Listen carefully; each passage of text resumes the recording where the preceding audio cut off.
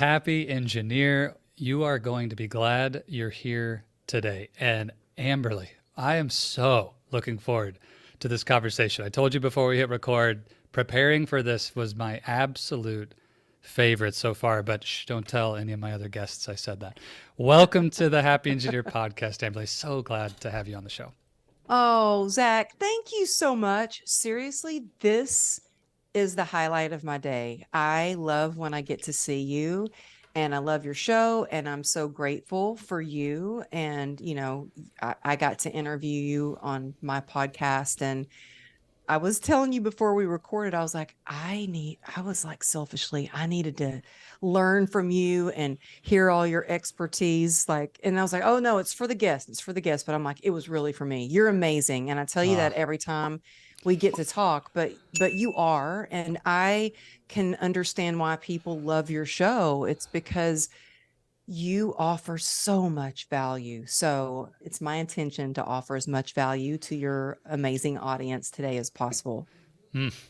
Well, thank you for that. I receive it. I appreciate that. And it is true for you as well. Amberly, it is so hard to pick a single point in your journey that is the obvious starting point for today's conversation, because the wealth of experiences and what you've overcome in your own story is tremendous. And we could pick any point and spend hours just extrapolating the wisdom and the learning and the encouragement from it.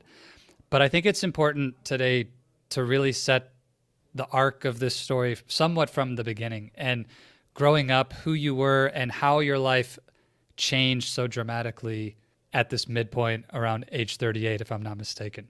But tell us first, who were you before the accident, and what was going on in your life at that time, how you identified yourself, what you were doing?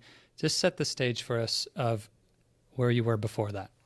Well, I was always a goal getter. I was in fact, you know what? This morning, my youngest daughter and I went to the orthodontist. We both need braces again, by the way. So that's going to be hilarious.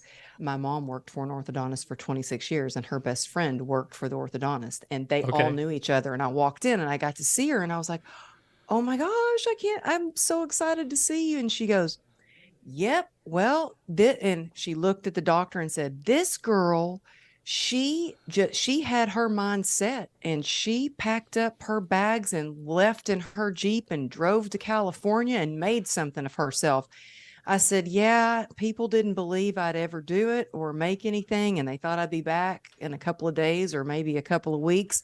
I said, and it's 31 years. And I finally did come back to Texas, but I had a successful career in the dance industry and the fitness industry. So I was always I came from a family where there was a lot of dysfunction, addiction.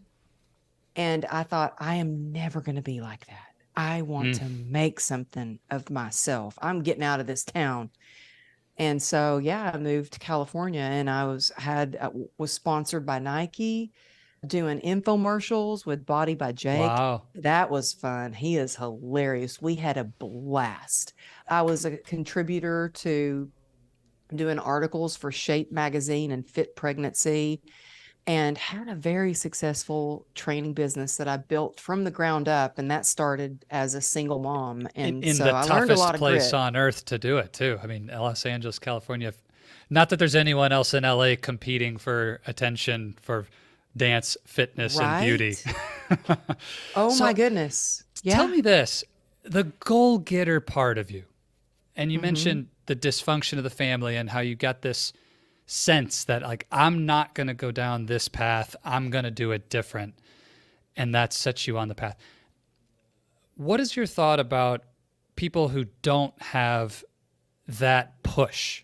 So here's where that's coming from. I grew up in a relatively, picture perfect kind of situation by most accounts, right? I mean, yeah, the worst thing that happened to me is my parents divorced when I was 13. And yes, it was a real wound, but all things considered, not the end of the world. And I have testimony envy sometimes of people who's like, they have this really tough situation and they come out of it, and there's that push.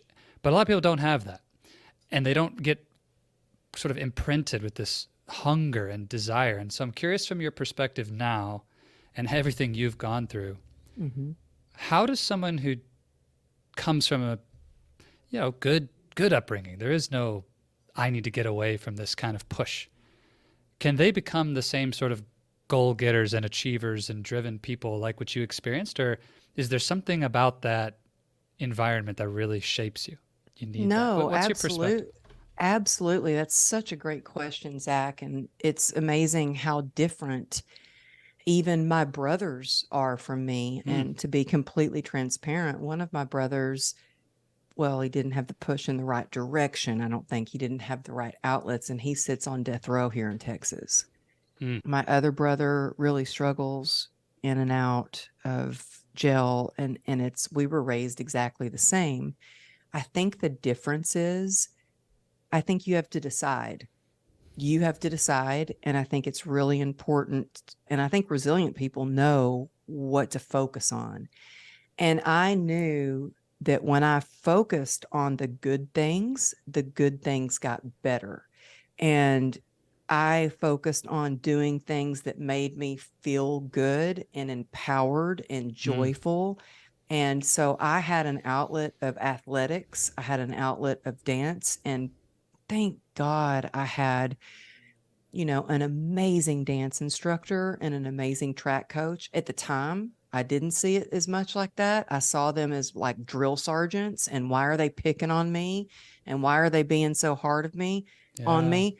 But thank God for them, because my track coach, she taught me to push harder and keep going. I mean, let me tell you, she would have me sit at the front of the bus next to her every track meet and say, Amberly, we are depending on you to get us to district. You have got to get first place. There was a lot of pressure, but also what helped me through those moments is, I grew up in Texas in the Bible Belt. Everybody went to church. You did not miss going to church. Where I felt the most connected to God was actually on the track, out in Wow. nature. And when I was on the track, I was a miler. So I ran the half mile, 1 mile, two Ooh, mile, tough and distances. I kind of liked it. I actually set a record in the state of Texas for running the fastest mile. But what it was is on that track, I had great training from a coach. And I think it's so important to have a Mm, great coach, a great mentor, somebody in your life. And you got to find it. I didn't have that necessarily. Look, my mom was doing the best she could, but she was so stressed out and worked all the time. My dad was, I had asked help, and he wasn't capable, and we've healed a lot of that now, but he just wasn't capable of protecting me from the mm, sexual abuse that was going on with my stepfather or anything else. He had his own trauma. And I thought, well, it's up to me to choose the right thing, to feel better, to do things that empower me. And it was on that track where I had a great mentor, my great coach, and I prayed every time, every lap around that track is when I talked to God. yeah. I didn't even Yeah. call it praying, I was just talking to God. Yeah. And then when I would get first place, it made me feel so good. Yeah. And I thought, well, I want to feel good. So if I work hard, I can achieve things that make me feel good. So I became a straight A student, honor roll student. I was the choreographer for the drill team, for the cheerleaders, for the drama club. I graduated actually. This is crazy. The principal called my mom and said, Amberly won every category for class favorite, most likely to succeed, most school spirit, Miss GHS. She can only have four. You let her pick which four does she want. I'm not saying that to brag on myself. I'm saying it because if I came from Yeah. such a dark place, and let me tell you, in my senior year, my hair was falling out. I was stressed out. I got kicked out of my dad's house. I couldn't live with my mom because my stepdad was abusive. I ended up living with a friend. Despite all of that Oh stuff, my goodness. I focused on doing what I could. And I always say, start where you are, use what you have, do what you can. And I was like, I have a goal. And I think it's real important to have a goal or a purpose or figure out what is Mm, your why. And I knew, I was like, I'm saving money. I'm graduating with honors and I'm getting the hell out of here amazing. and I'm going to make something out of my life. This is amazing. Amberly, I'm impressed. It's impressed upon me how powerful it is to not let the circumstances we've been finding ourselves in define what's possible for our future. Mm-hmm. And it'd be so easy to say you had everything going against you, and yet you made that choice. And what a foundation for what would come later in life. But I just feel like we're without excuse. You know, like all of us engineers out here, we're building careers. There's so many things we want to point to that are not working for us. You know, this boss who's toxic, or this culture at the company, or this, you know, person who doesn't like me, or my race, or my gender, or my whatever. And it's like, I hear your story. It's like, okay, you know what? I am without excuse to make a choice of what I will focus on right here, right now. And hearing you talk about first place, I just am curious, is there a particular race that you really remember the finish line where that first place meant more than any other race? Yeah, actually, it was at our district meet. And first of all, getting in track, I only got in track because I needed a credit for athletics or something. And I got in later and you had to audition, like try out for the track team. And they had been conditioning. And I was like, well, crap, here we go. Let me try out for this. And I'm Oh my running. And goodness. I'll never forget one of my friends, Jennifer, her name was Jennifer Jaco. One of her, she ran up next to me and she goes, man, this is hard. Let's just quit. And I said, I'm not quitting. And I kept running. And I made the team and I wasn't the fastest, but I knew if I kept conditioning myself, if I kept trying, that I could be. And then it Wow. got to the point where I was the fastest. And I never forget this one girl, Lillian, that was on the track team. She would actually come up beside me and try to push me off the track. And people would get annoyed with me because I would go up and be running, even at track meets, and be like, hey, I'm Amberly. How's it going? How you feeling? And talk. Because you're on the track for like 13 minutes. If you're doing the 2 mile, 12 minutes, 13 minutes, they would get so annoyed with me. But I was just like, hey, we're in this together. Yeah. But I'm going to keep going. I'm going to win. No, Yeah. Yeah. I'm going to but beat you, but I'm going to beat you. But there was our district meet, and I had one race between, I had just gotten first place in the 1 mile, and I had one race before I had to compete for the 2 mile. And you know, you're done, you're trying to refuel yourself. Your adrenaline goes way up. My adrenaline would go way up before they'd like shoot the gun and then you yeah. just Yeah. run. And so I was trying to like get my energy back. And I had one race in between that and the 2 mile. And I ran the 2 mile and won it too. And it just shows that, you know what? It's so much about your mindset Mm, and it's so much about what you believe that you're possible and yeah. capable of achieving. When you were talking earlier about, you know, you're like, as engineers, you know, we can all go, oh, well, this person at work, or they did this to me, or whatever it is. Right. It's Right. so easy to point your finger at other people. But I have found what is so freeing to me is when I just look at myself and learn from each experience. Well, and how can I improve myself? And then also a recent conversation with my dad, who was just really caught up in something that happened, a comment that was made like 7 years ago. I'm like, Dad, you got to let it go. Forgiveness is freedom. Mm, Like, yeah. forgiveness is freedom. You got to let that go.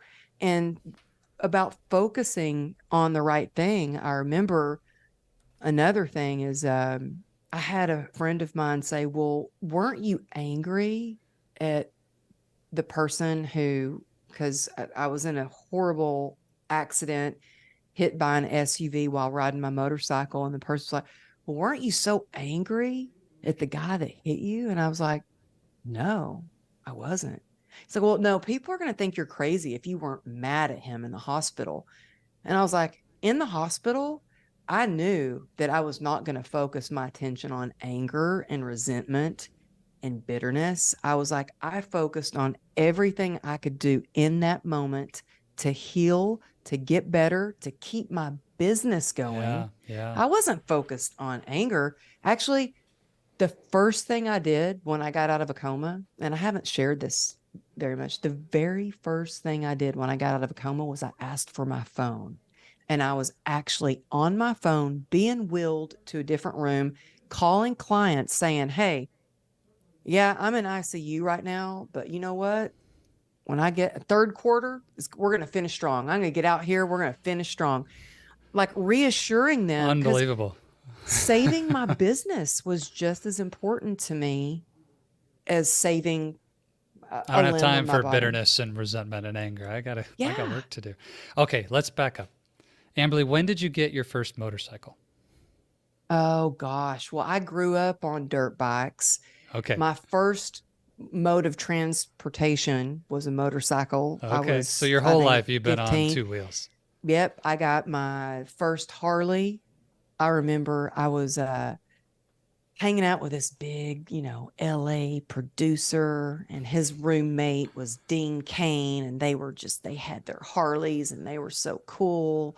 He was like, won't you meet us and you can jump on the back of my bike? And I was like, I showed up with my own motorcycle, my own Harley. And he was like, dang. And I'm like, no, I don't get on the back. Yeah, forget the back, brother. I've been Yeah. on the Yeah. front since I was young. Oh man. Yes. And then I had my second one before it was totaled. My wife and I, we have three bikes between the two of us, and she rode before me. She would absolutely want me to make this clear that when we started dating, there were two non-negotiables, Amberly. Number one was horses. If I didn't want to own horses, ride horses, and love horses, then don't date this girl. And number Oh, two was I didn't know motorcycles. that. Yeah, my wife Johanna, she's a horse girl her whole life, and she rode motorcycles and had her motorcycle license before I had mine. And she She is said my horses, kind of girl. motorcycles, non-negotiable. And they're the two most dangerous things. And Can you they're the even believe it? two things that we have. We've got a thoroughbred Good for you. champion competitor horse that my daughter jumps, scarier than anything. But yeah, so we're a Okay, horse well, family, motorcycle love that. family. I get it. We're gonna have to come down and hang out sometime, Amberly. Yeah, But I hope you do. okay, we'll make it happen. Anyway, where I was going there, we got a Harley. Her grandfather rebuilt it, and it's incredible. You know, everywhere it can be chrome, it is chrome. And that first Harley, that's a special day. So Yeah. you got your motorcycles, you're in LA, you've got this successful business that you worked so hard to build. Life is on the up and up. Tell us what happened. I mean, you alluded to it a moment ago. Major accident. Like what actually happened?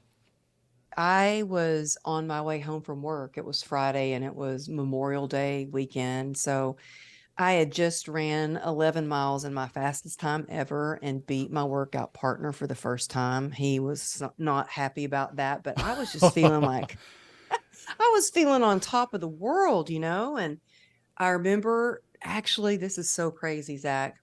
I was getting on my bike and my friend Tina, who I'm calling her when I leave here. I'm on the way to the airport and I have an appointment to call her. I haven't talked to her in Aw, forever. Tina amazing. looks at me and she goes, be careful. And I said, don't worry, I will. And I put my helmet on Mm, and I start driving down and it's just a beautiful California day. It's just freedom when you're on a motorcycle, yeah, the wind yeah. blowing through your hair. It feels like freedom and it puts you right in the moment. And you're very aware of all your surroundings. And I look and I see this guy coming he stopped about to come out of a parking lot. And I'm like, okay, he sees me. And I'm like, oh my gosh, he does not see me. He's going for it. I don't know if he was trying to beat me. I have no idea. I think he was trying to beat me out to make a left turn. So he shot it out of the parking lot. So it Mm, wasn't just like a boop, let me just make a left turn. It was like, bam. I'm T-boned, thrown 30 feet, and I was sliding across Ventura Boulevard. And when I finally came to a stop, man, I looked down at my leg and it was just crumbled into pieces. There was blood everywhere. My femoral artery was severed. Oh my And goodness. luckily, there was a guy that came over and he was a guardian angel because people weren't coming up to me. They were looking at me. There was Yeah, one lady scared. that fainted on the scene. They were looking at me it looks bad. They didn't want to come up close to me. It was that bad and that Yeah, bloody. yeah. And this Mm, guy luckily came over, ripped his belt off, and he made a tourniquet around my leg. save your life. He saved my life. The paramedics, talk about being in the right place. The paramedics heard the accident. They were at the Coffee Bean down the street. They started running towards me before they even got the call. Luckily, I was rushed to the hospital right away, but my, vitals were failing. They couldn't control my pain. I had lost so much blood. I was dying. And they put me in induced coma. When I woke up from a coma, the first thing I learned was they said, "We're so sorry. There's nothing we can do for you. You've got a 1% chance of saving your leg. So we need to amputate it." And in that moment, I was like, oh my gosh, they just said I have a chance. I got a chance, man.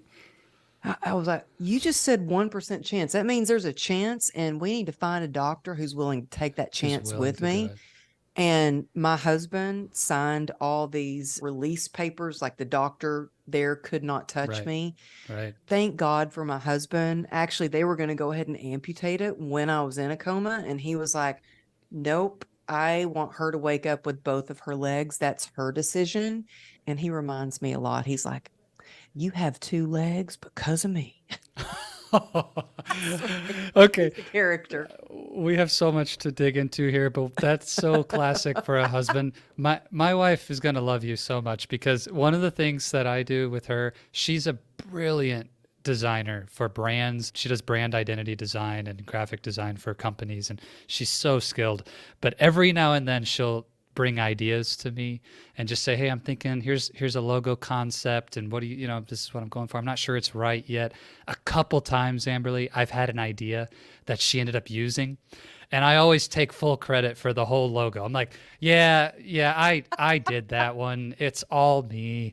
And she just, she's like, "Whatever, That honey." is hilarious. She spends three Oh my months working God. on a project. I spend 3 minutes, but it was my idea. Anyway. Oh my gosh. Okay, I'm probably going to humor here because at the end of the day, truthfully, Amber, this story brings me to tears. I literally, I told you this before we hit record.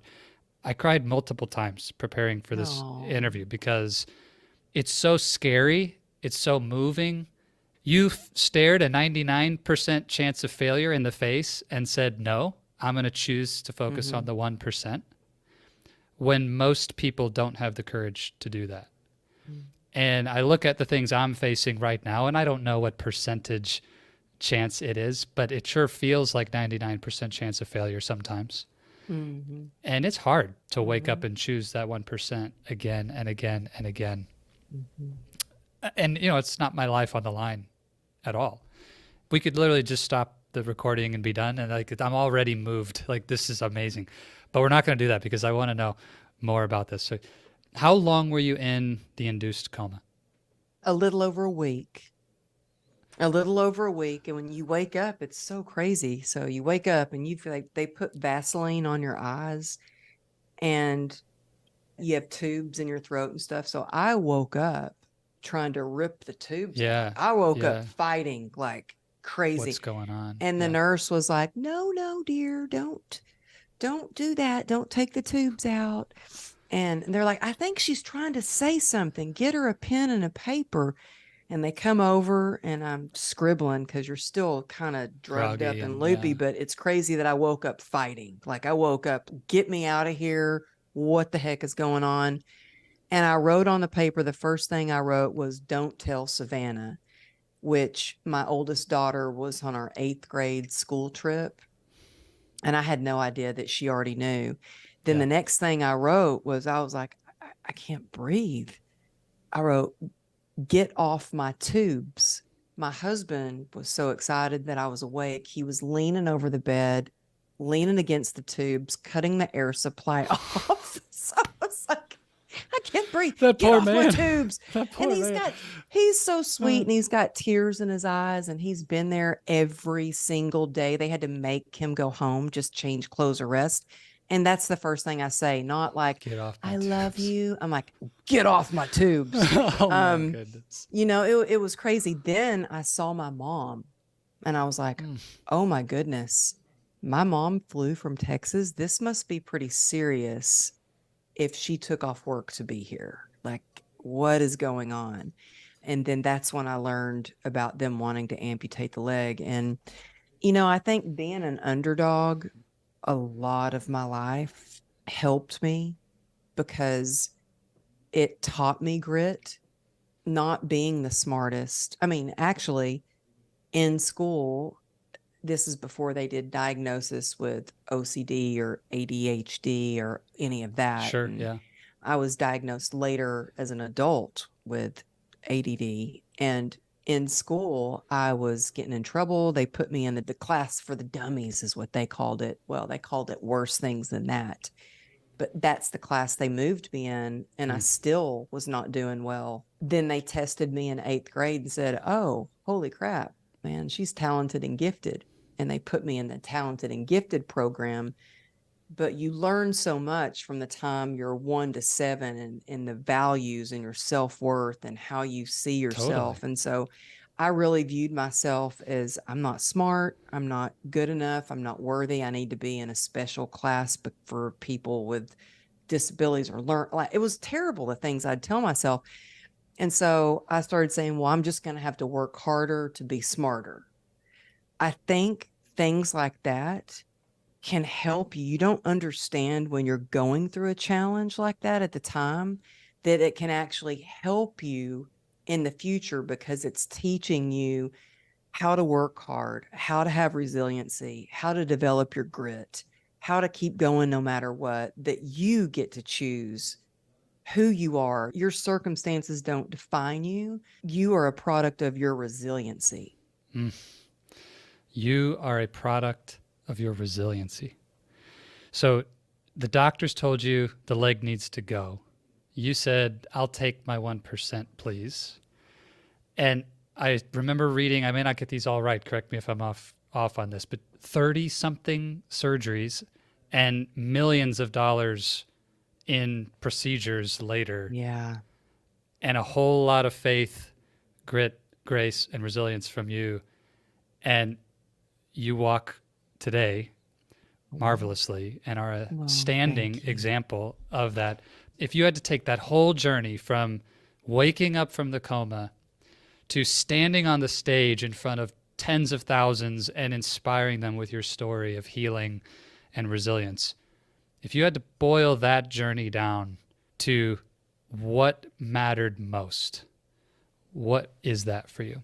Mm, such a great question. Zach, you're so amazing.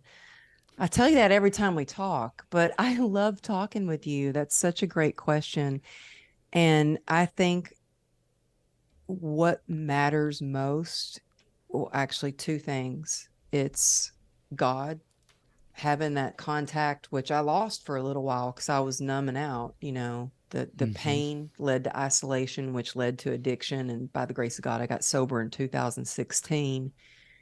But the connection with God, prayer gives me the courage, and it gave me the courage to reach out for help. Mm. And I think that success in anything, whether it's in your business, whether it's in your marriage, it all comes down to connection and relationships. And I think that is the most important thing that I've Mm. learned through my journey, through my healing journey, through my sobriety journey, through my entrepreneurial journey. It all comes down to connection and community. I mean, look, I told you this was the highlight of my day, getting to talk with you. And it's because, look, it's not always easy being an entrepreneur. I mean, No. I'm about to fly out. I got up early this morning, being a mom, taking my daughter to school, talking to my other daughter on the phone, coaching a client, doing this. It can be stressful. It can be overwhelming. But I think that the minute that you can connect on a deeper level and you can have somebody say, I get it, man. Me too. It's like, oh, Yeah. you're not alone on the journey, and man, together we're unstoppable. And so I think connection and community is the thing I've learned the most. And I saw that in the hospital, all the clients and friends and family that came in to see me. I needed my clients more than they needed me. They gave me purpose, but all that I had poured into them for years, it was like they showed up for me in the hospital, brought me food, I mean, it was, and can I tell you one more little quick story? Absolutely. So just the importance of connection and community. So one thing that really helped me when I was at my darkest times in the hospital was like being of service. And Yes. people were like, well, how could you be of service when you're stuck in a hospital bed? And I was doing everything I could. I was writing nutrition plans for clients. I was actually, the nurses, I had a chair sitting next to my table, and the nurses would come into my room and plop themselves down in that chair and just pour to me and cry sometimes about their day or their challenges. And I would give them suggestions and advice that, just there for them. They would also come in once they found out I was in the fitness industry. They'd say, hey, so you're a trainer? What are you doing? You got your own company? Well, what do I do to get a better booty? And I was giving them exercise tips. I mean, Yeah. so Yes. my room was like the hangout, and I had my own little mini fridge with healthy food and stuff. So those nurses would come in and hang out with me, and we built this little community there in the hospital.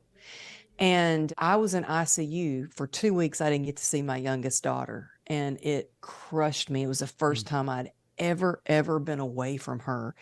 And they couldn't bring her in because I was in ICU. And they said, well, I'll tell you what, if you can get yourself up and get in a wheelchair, we can roll you out of here and you can go see her. But every time they tried to bring me up, my leg was held together with these metal rods. So it was like re-breaking my leg all over again. Oh my goodness. And so my heart rate would just elevate, my blood pressure would drop, my vitals, the machine would start beeping. Mm-hmm. And Zach, do you know what they did? These nurses did? They cleared the hall and they made sure no doctors or security, and nobody was around. And those nurses,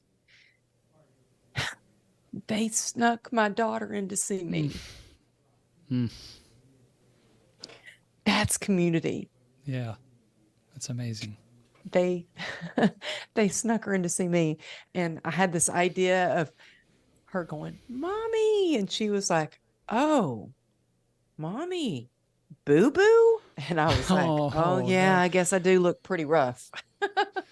That's But scary when you're a little kid to see a parent or someone you love all wired up in tubes and yeah, all that. well, I So bribed her with candy. Bribery works.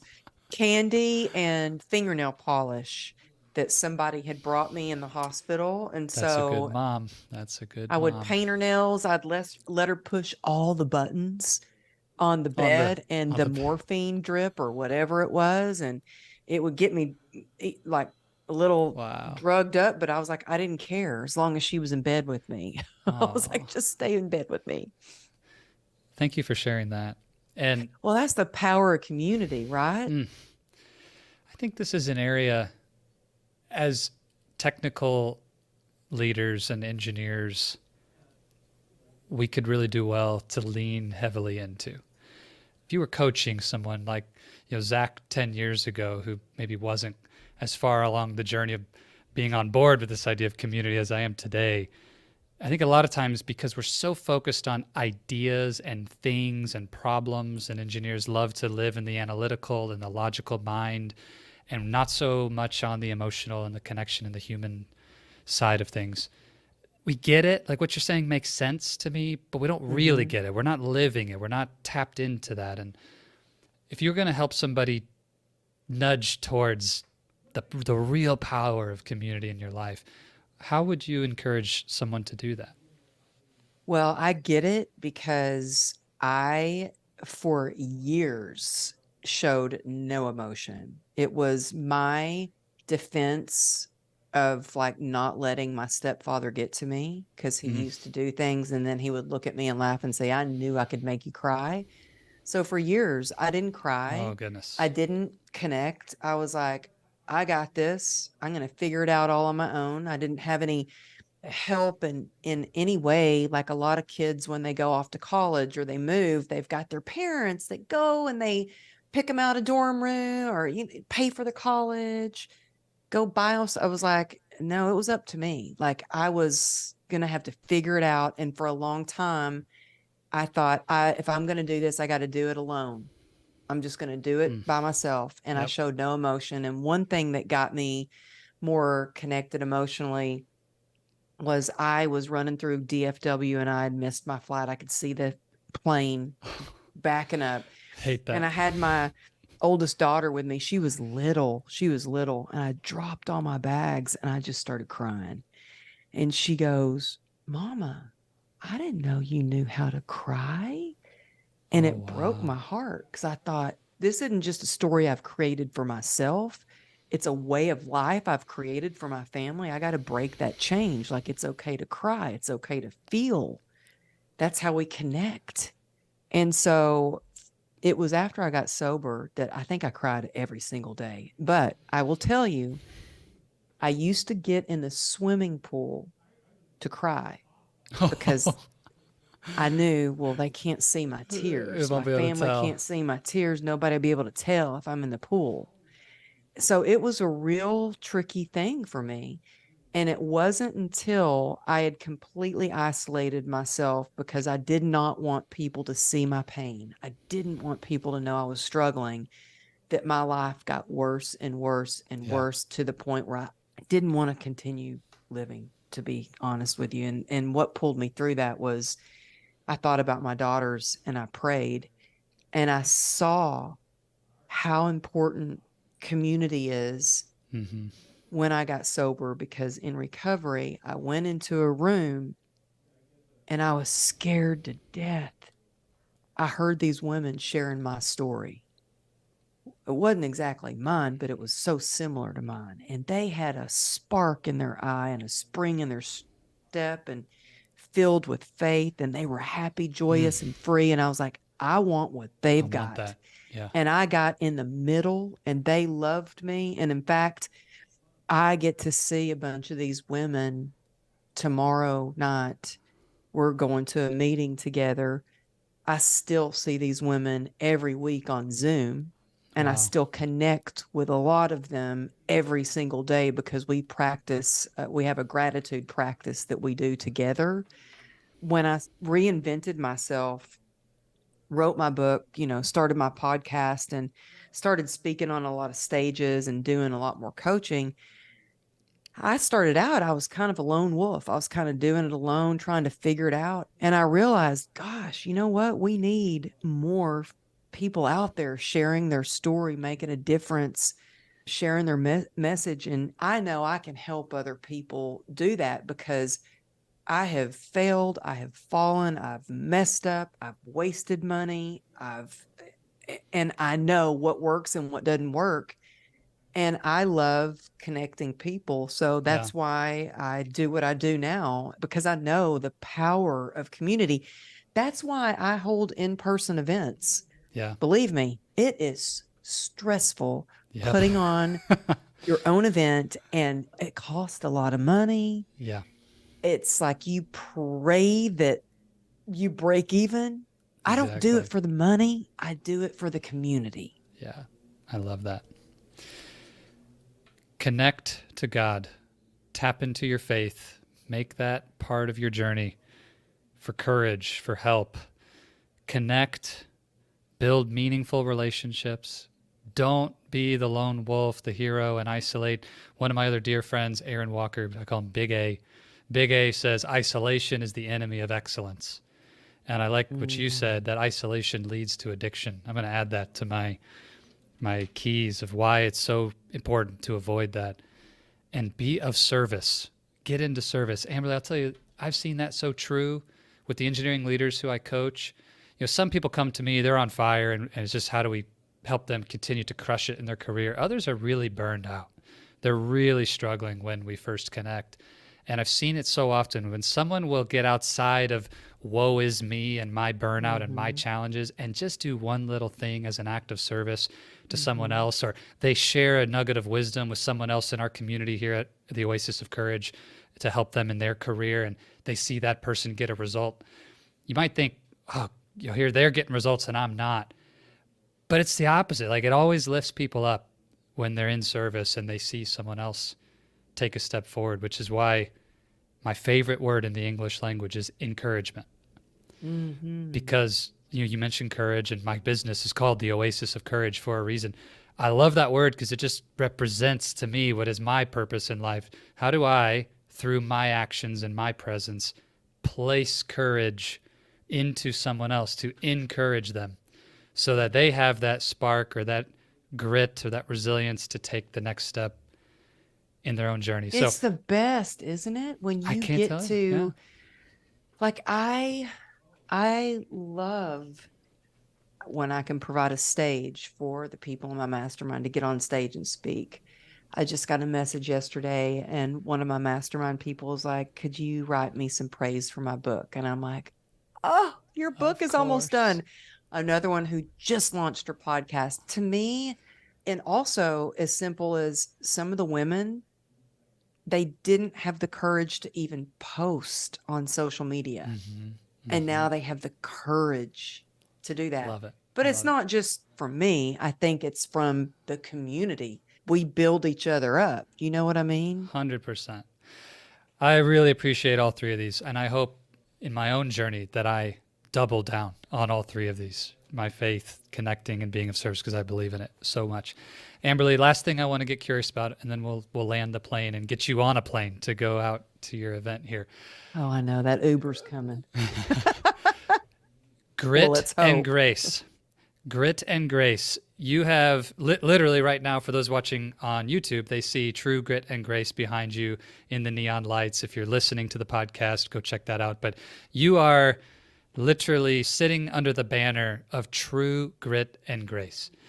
And I want to get your perspective quickly, just a minute. What is the distinction of true grit and grace versus where the world takes those two terms and spins them in a way that is not of service or is a lie? It's not this. True grit and grace is this. What is that distinction for you? Why is it true? Good, Zach. You are so good. I love this question. Well, because this is where I messed up. I had a lot of misconceptions about grit. I was just like, I just got to work hard. I just got to hustle more. I just got to do more, post more, be more, like go, go, go. And what I learned is I had it wrong. It was grit without connection is resistance. It is us clawing our way to the top. It is just feel like we're walking through quicksand, we're hitting roadblocks or even rock bottoms, but it's grit with connection. That is where we find resilience. And what I've learned is, it's not all about the grit. We have to learn to give ourselves grace, which means listening to our body, honoring our body, getting enough rest, getting enough sleep instead of just go, go, go. But the grace also stands for, really, it is by the grace of God that I get to be here with you, and so honored to be on your show. And so I think that grit and grace with connection, and that's connection to yourself and connection to your higher power. You may not call that God, but whoever your higher power is, and connection to others is where we find true resilience. Amazing. Amberly, where can we find you and follow your incredible work, connect to you, get your books, listen to the podcast? Tell us where to go for every happy engineer who's going to want more Amberly in their life after hearing this conversation. Oh, thank you so much. You can find out about my book, my podcast, which you are going to be your episode is coming up soon. Y'all have to tune into Zach's episode because he was amazing. Seriously, I'm serious. Thank you. I'm so Thank grateful you. we connected at amberlylago.com. And you can text me the word grit, just GRIT, to 818-214-7378 if you want a free download. I've created a playbook that teaches you how to tap into your own superpower, resilience, and thrive. So if you're like feeling tired or overwhelmed or anxious or depressed or just feeling stuck, text me the word grit and you will just get that free download. And it's me texting you back. So if you want to just say, hey, I heard you on Zach's show and I want to be friends, That's amazing. it's my favorite thing to do to connect. So just Say know the I'll get number back to one you. more time, Amberly. If someone wants to text you grit, what's that number? It's 818-214-7378. And then amberlylago.com. You can find out about Okay. all my upcoming events. I have a new offer. I'm doing something free that I've worked on for 6 months. Oh, it's taken forever, I'm but it's excited. almost ready. And it's something free to help people really increase their influence, impact, so they can make a bigger income. And we Awesome. talk, yeah. Awesome. So you can find out more there too. So that's launching on Monday. Oh my goodness. Finally, Yay. after 6 months. That's so good. So by the time you hear this, Happy Engineer, it's already live, and go check it out. So if you're driving or working out, be safe, pause this, go into the show notes. All the links will be there. That phone number will be there. Please, please, please go connect with Amberly. You're going to love what you see. I am serious when I say preparing for this conversation inspired me in so many ways. Amberly, I know we're short on time, and I'm so appreciative of you. I just want to say thank you for sharing Thank you. the gift of your presence with me and with the Happy Engineer out there. The place I always end, you will appreciate this as much as anyone. As a coach and as an inspiring motivational speaker, in our lives, questions lead, answers follow. And if we want better answers in our life, we want to ask better questions. What would be a question that you would lead the Happy Engineer with if they want better answers in their journey coming out of today's conversation? Well, you know what really helped me, and this is so simple, but I'm a simple kind of gal. I think that any transformation starts with really being radically honest with yourself and accepting where you are and who you are on your journey. And the one question that really helped me with that and changed my life was, how's that working for you? And I know that's so simple, but it's like the things that we might do over and over. And it's like, well, how's that working for you to fill your whole day up with clients and not take a lunch break?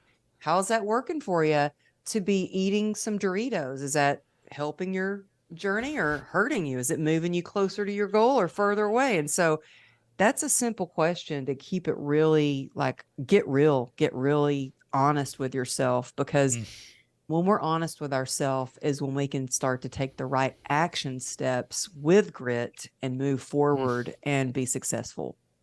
Incredible. Take a look at your life. Don't lie to yourself and ask, how's that working for you?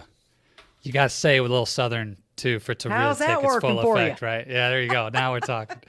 Oh my goodness. Amberly, God bless you. I thank you so much for the time, and I absolutely look forward to connecting again soon. Thank you. I can't wait. And you know what? You and your wife have to come see us. Okay. I love Texas, so we'll be there. Okay. Thank you. Fly safe. Thank you.